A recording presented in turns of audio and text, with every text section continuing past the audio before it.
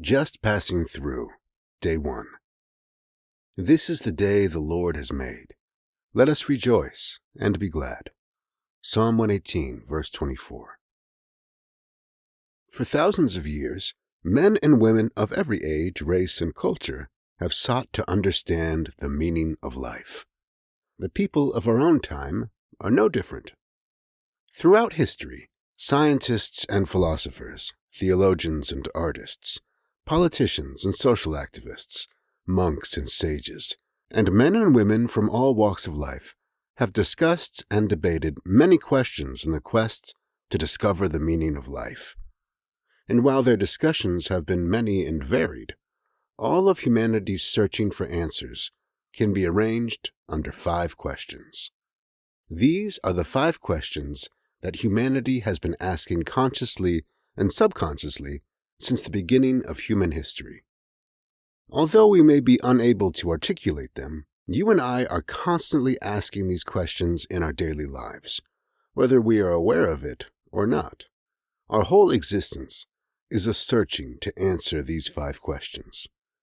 We seek the answers to these questions directly and indirectly every day, and how we answer these questions determines the shape, form, and direction that our lives take. These are the 5 questions every heart longs to answer. 1. Who am I? 2. Where did I come from? 3. What am I here for? 4. How do I do it? 5. Where am I going? Our journey together will answer these questions. It will be a journey from confusion to clarity, a journey from chaos to order. Over the next 33 days, you will get clear about what matters most and what doesn't matter much at all. This clarity will be liberating and invigorating. The wisdom of the young and innocent is unmatched. My 5-year-old son Ralph came into my study one day last week to say goodnight. I gave him a huge hug and a kiss and said, "You are delicious, Ralphie. I love you for 2 forevers." "No, Daddy," he replied. "What do you mean?" I inquired. "There is only 1 forever, Daddy," he said with great confidence. "Really?" I questioned again.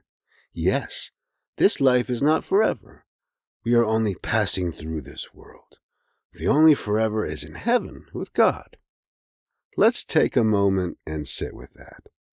This is coming from a 5-year-old. This life is not forever. We are just passing through this world. Powerful, and it is a great place to begin our 33-day journey together. The truth, we are all just passing through this world.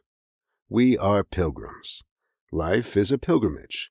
It is a sacred journey toward a very specific destination. But we forget this, or have never been taught it, or we get distracted and fall into thinking we are tourists. We aren't. We are pilgrims. For thousands of years, men and women of all faiths have been making pilgrimages. These sacred journeys are powerful experiences that people make in search of God, His will, and His favor.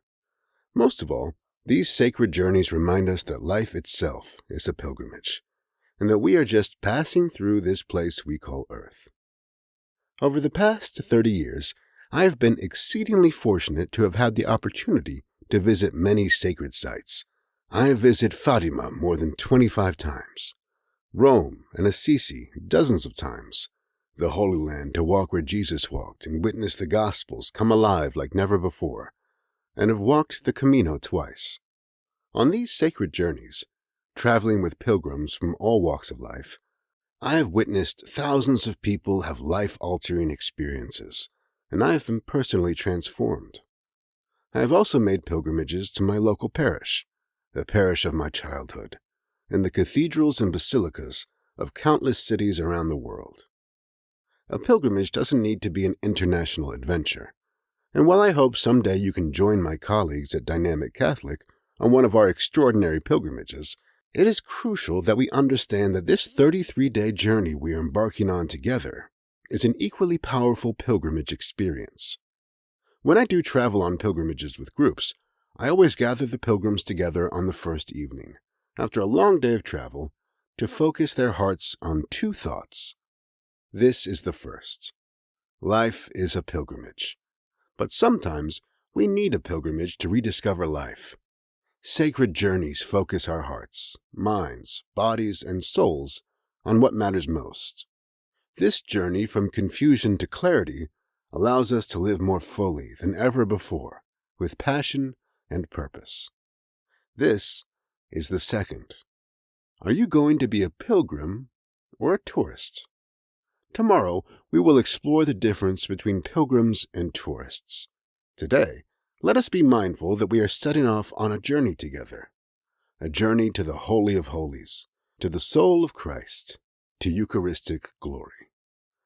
Just as the Jewish people ate manna from heaven during their 40 years of wandering in the desert before entering the Promised Land, we too eat manna from heaven during our wanderings on this earth before entering the ultimate Promised Land in the next life. The Eucharist is this manna from heaven. The Eucharist is nourishment for the soul, spiritual food for the journey that connects us to heaven. CCC 1402 to 1405.